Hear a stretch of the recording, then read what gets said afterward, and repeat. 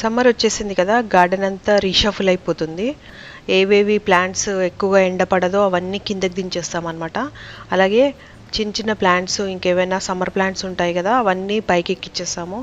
చాలా చాలా పనులు ఉన్నాయన్నమాట. అండ్ మన ప్లాంట్స్ అన్నీ కూడా బాగా హార్వెస్ట్ ఇస్తున్నాయి అంటే ఎక్కువగా మనము యూజ్ చేసేది ఏంటంటే మంచి సాయిల్ మిక్స్ అనమాట. సో ఆ సాయిల్ మిక్స్ కావాల్సిన యాక్టివిటీ అంతా ఈ గార్డెనింగ్లో చేసాము. అలాగే చాలా క్లీనింగ్ పనులు అన్నీ గార్డెన్లో చేసాము. అలాగే చాలా చాలా ప్లాంట్స్ని మళ్ళీ రిపోర్టింగ్ చేసాము.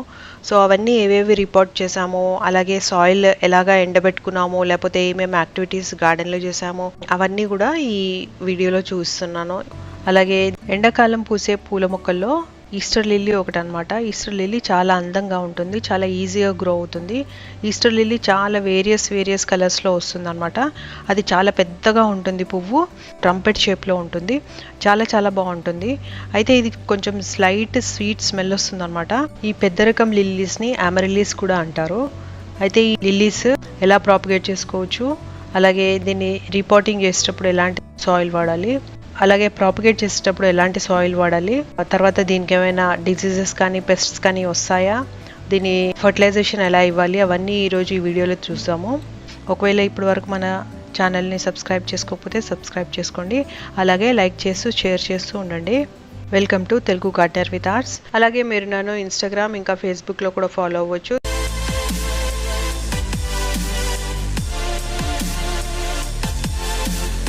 ఈస్టర్ లిల్లీ ఎక్కువగా ఈస్టర్ టైంలో పూస్తుంది అనమాట. ఎండాకాలంలో ఎక్కువగా పూస్తుంది. బహుశా అది ఈస్టర్ టైంకి ఫ్లవరింగ్ వస్తుంది కాబట్టి ఈస్టర్ లిల్లీ అన్నారేమో. చాలా బ్యూటిఫుల్ కలర్స్ ఉంటాయి అనమాట. మన దగ్గర 2 కలర్స్ ఉన్నాయి. ఈ పింక్ కలర్ ఒకటి, ఇంకా పీచ్ కలర్ ఒకటి. చాలా ఈజీగా గ్రో కూడా అవుతుంది. ఇలా పెట్టగానే అలాగా పూలు వచ్చేస్తాయి అనమాట. సమ్మర్లో అయితే బల్బుతో బాగా వచ్చేస్తుంది.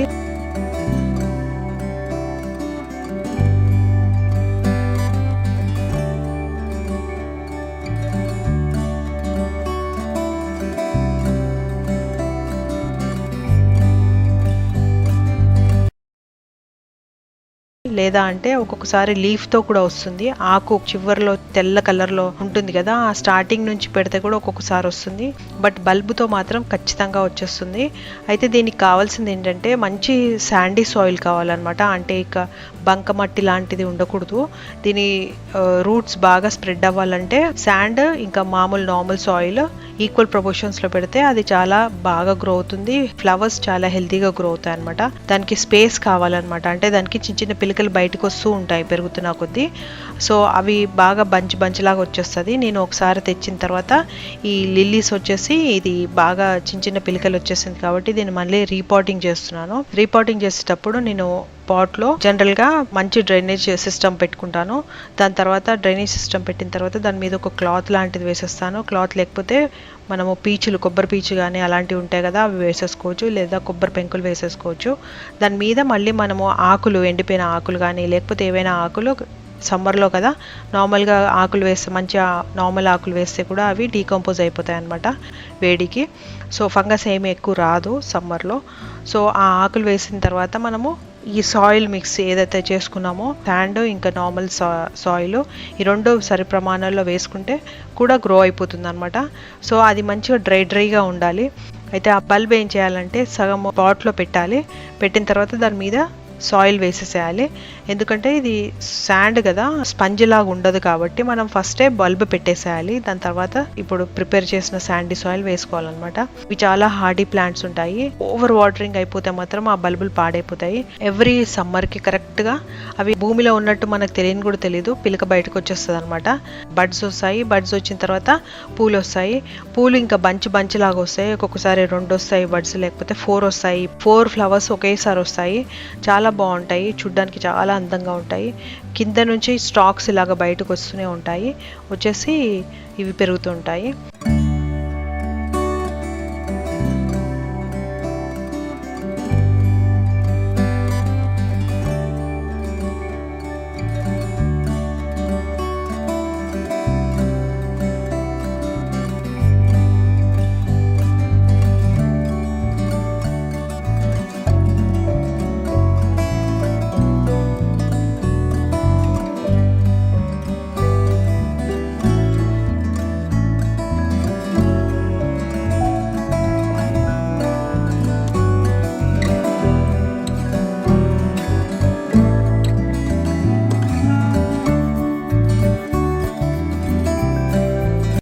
సో దీనికి ఎక్కువగా ఫర్టిలైజర్ ఏమి అవసరం పడదు.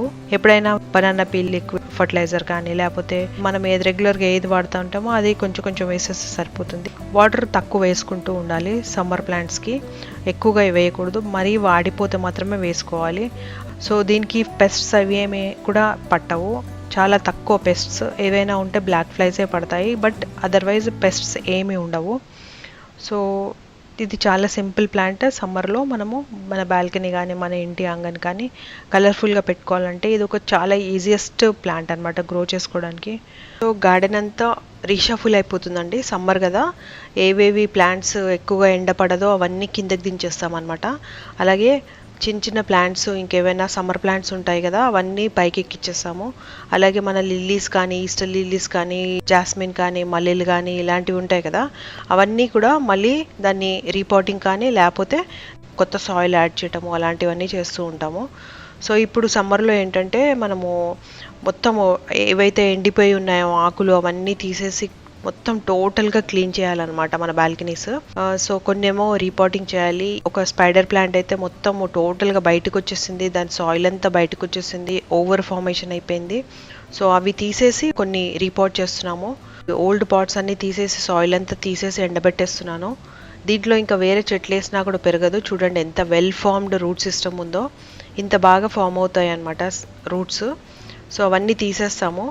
తీసేసి ఇంకా మళ్ళీ ఆ సాయిల్ ఫ్రెష్ సాయిల్ వేసుకోవాలి. అది ఆల్రెడీ ఉన్న సాయిల్ని మనము చూడండి ఎన్ని పాట్స్ షేప్ అలాగే వచ్చేసాయి రూట్స్. చూడండి ఎంత బాగా ఫామ్ అయ్యాయో రూట్స్. సో ఇవన్నీ కూడా తీసేసి నీట్గా సాయిల్ని మనము ఎండబెట్టుకోవాలన్నమాట, పాతది అలాగే కొత్త సాయిల్ కూడా. సో నేను నాకు కావాల్సిన సాయిల్కి మెటీరియల్ ఏమేమి కావాలో అవన్నీ తెచ్చుకున్నాను. ఆవు పెడలు కానీ, నీమ్ లీవ్స్ కానీ ఇలాంటివన్నీ నేనే స్వయంగా ఎండబెడతానమాట. కంపోస్ట్ కూడా నేనే తయారు చేసుకుంటాను. అన్నీ మనము కిచెన్ వేస్ట్ ఉంటుంది కదా రెగ్యులర్గా, క్యారెట్ అని, పపాయ అని, ఇంకా వేరే వేరే ఫ్రూట్స్ చిల్క అంటే ఈ తొక్కలు అవన్నీ కూడా వేసి ఒక బకెట్లో వేసేసి లైట్గా లేయర్ ఫామ్ వేస్తూ ఉంటాను అనమాట. అది కంపోస్ట్ బాగా మంచి కిచెన్ వేస్ట్ కంపోస్ట్ తయారవుతుంది. సో నాకు ఆ తృప్తి ఉంటుంది అనమాట, అంటే మనమే తయారు చేసుకున్న తృప్తి ఉంటుంది.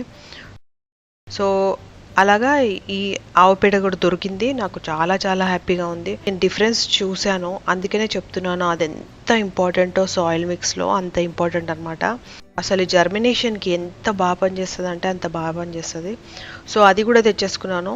ఇసుక తెస్తాము, ఎందుకంటే ఇసుకతో ఏంటంటే పోరస్ అవుతుంది సాయిల్. పోరస్ అంటే ఇలాగా వెల్ డ్రైన్డ్ సాయిల్ అవుతుంది అనమాట. కన్స్ట్రక్షన్ సైట్ నుంచి ఎక్కడి నుంచి తేవచ్చు. సముద్రం ఇసుక వాడకూడదండి దీనికి, దాంట్లో ఉప్పు పదార్థాలు ఎక్కువ ఉంటాయి. రివర్ శాండ్ మాత్రమే వాడాలి. ఇసుక అంటే ఏది పడితే అది వాడకూడదు. ఓన్లీ రివర్ శాండ్ ఇసుక మన కన్స్ట్రక్షన్లో వాడతారు కదా అది వాడాలి.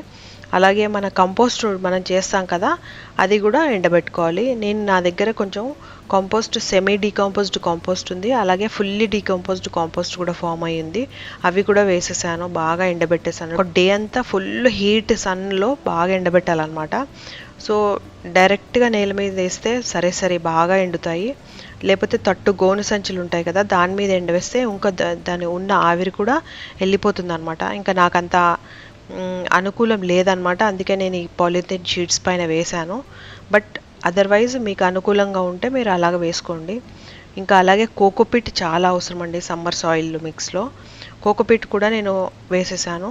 మంచి నీళ్ళల్లో నానబెట్టేసి అది ఆరబెట్టేసి ఎండలో పెట్టేశాను. దాంట్లో కూడా ఏమైనా జర్మ్స్ ఉంటే ఎండిపోతాయి. అలాగే పాట్స్ కూడా మొత్తం ఖాళీ చేసేసి మంచిగా కడిగేసి ఎండబెట్టేసేయాలి. దాంట్లో ఏవైనా జర్మ్స్ అవన్నీ ఉంటే కూడా పోతాయి అన్నమాట. సో ఈ ప్రక్రియ మనము ఎవ్రీ ఇయర్ ఒక్కసారి చేసుకోవాలి. లైక్ వర్షాకాలం టైంలో కానీ, లేకపోతే సమ్మర్ టైంలో, లేకపోతే వింటర్ టైంలో, ఎప్పుడైనా ఒక ఇయర్కి ఒక్కసారి మొత్తం టోటల్గా ఖాళీ చేసేసేయాలి సీజనల్ ప్లాంట్స్కి అయితే. ఇంకా పర్మనెంట్ ప్లాంట్స్కి అయితే మనం ఏం చేయలేము. ఏదో రీపాటింగ్ చేయాలి, లేకపోతే దాంట్లో సాయిల్ని తీసేసి మళ్ళీ కొత్త సాయిల్ని యాడ్ చేసుకోవాలి.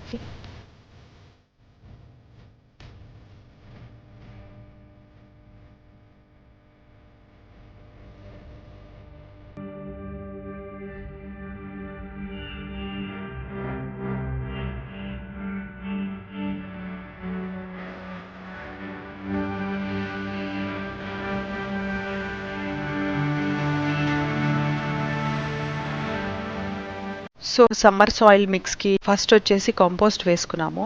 10 బౌల్స్ వచ్చేసి కంపోస్ట్ వాడాము. ఈ కంపోస్ట్ మనము కిచెన్ వేస్ట్ కంపోస్టే వాడుతూ ఉంటాము. చాలా ఈజీ అన్నమాట. మనకి 1 వీక్ లోనే తయారైపోతుంది కంపోస్ట్. మోస్ట్లీ కంపోస్ట్ చూడండి మధ్య మధ్యలో కూడా మీకు ఎక్కువగా ఇసుక కనిపిస్తుంటుంది. సో ఇప్పుడు అది కంపోస్ట్ తీసుకున్నాం కదా, బ్యాగ్ లో వేసిన తర్వాత అసలు ఏమి గడ్డలు లేకుండా సాయిల్ అంతా కూడా కొట్టేస్తాం అనమాట. సాయిల్ అంతా కూడా ఒక రన్నీ లాగా చేసుకోవాలి. తడిపితే కూడా ఇది మెత్తగా అవుతుంది, కానీ మనం ఏదైతే మిక్స్ చేస్తున్నామో అవి బాగా మిక్స్ కావాలంటే సాయిల్ ని ఇలాగా పొడి పొడిగా చేసుకోవాలన్నమాట. ఇలాగా ఫ్లోయి ఉండాలన్నమాట. ఇలాంటి కంపోస్ట్ మనం ఇప్పుడు తీసుకున్నాము. తర్వాత ఇది ఇసుక అండి. 10 బౌల్స్ వచ్చేసి ఇసుక వాడాము. ఇసుక కంపల్సరీగా వాడతాము మా సాయిల్ మిక్స్ లో. ఇది లేకపోతే మా సాయిల్ మిక్సే ఉండదన్నమాట. ఎందుకంటే ఇసుక మిక్స్ చేయడం వల్ల చిన్న పాట్ అయినా కూడా రూట్ ఫార్మేషన్ బాగా జరుగుతుంది. అందుకే ఇసుక వాడుతున్నాము. ఇసుక కంకర్రాల్లాగా ఉండాలి, అలాంటి ఇసుక వాడుతూ ఉంటాము. సో ఈ ఇసుక ఆల్మోస్ట్ సేమ్ ఈక్వల్ క్వాంటిటీ ఇసుక వేసాము. తర్వాత 1 బౌల్ వచ్చేసి ఆవు పేడ వాడుతున్నాము. సో ఇంత మాత్రం ఆవు పేడ తీసుకుంటున్నాము. ఆవు పేడ కొంచెం తక్కువ తీసుకోవాలి సమ్మర్ లో. దీన్ని కూడా మంచిగా మెత్తగా కొట్టేసేయాలి. ఇది కూడా రన్నీగా ఉండాలన్నమాట. ఇలా పౌడర్ అయిపోవాలి, టోటల్ గా పౌడర్ అయిపోవాలి. తర్వాత ఇది కోకోపీట్ అన్నమాట. ఇది కొబ్బరి పీచు పొడి. సాయిల్ ని తేమగా ఉంచుతుంది, వాటర్ అబ్జార్ప్షన్ బాగా చేస్తుంది. సమ్మర్ లో ఇది చాలా చాలా అవసరం అన్నమాట. రూట్ ఫార్మేషన్ బాగా అవుతుంది, సాయిల్ స్పంజీగా అవుతుంది అనమాట. అందుకే వాడుతున్నాము. ఇది వచ్చేసి 2 పాట్స్ కోకోపీట్ వేసాను. ఇప్పుడు మంచిగా సాయిల్ బాగా కలిపేసుకోవాలి.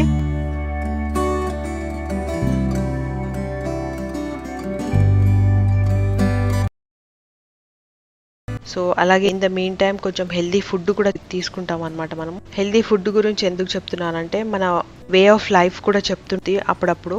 అంటే మనము ఎలాంటి ఫుడ్ ప్రిఫర్ చేస్తాము, వే ఆఫ్ థింకింగ్, ఇవన్నీ చెప్తూ ఉంటుంది అనమాట. మనము మామూలుగా ఉప్మాలు అవి తింటూ ఉంటాం కదా, ఇడ్లీలు అలాంటివన్నీ.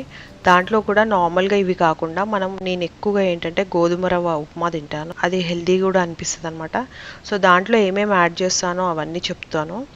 నార్మల్గా మనము పోపు చేస్తాం కదా, దాంట్లో క్యారెట్స్ కూడా వేస్తాను.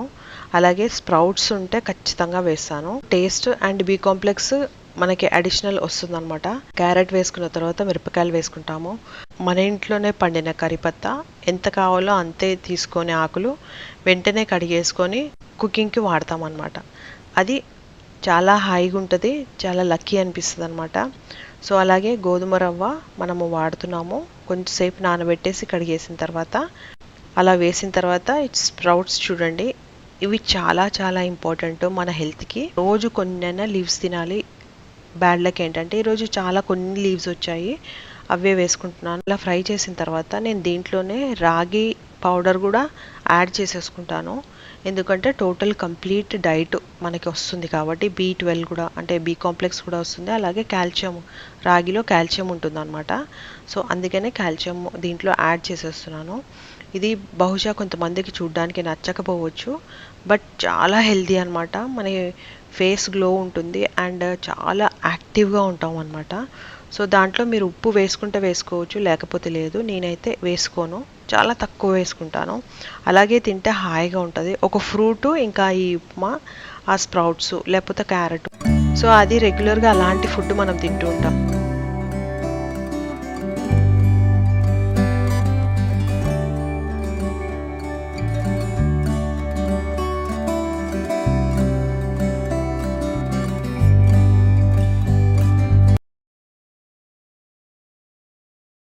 హోప్ ఈ వీడియో మీకు నచ్చింది అనుకుంటున్నాను. ఒకవేళ నచ్చితే లైక్ చేయండి, షేర్ చేయండి, సబ్స్క్రైబ్ చేయండి. Thank you so much for watching the video.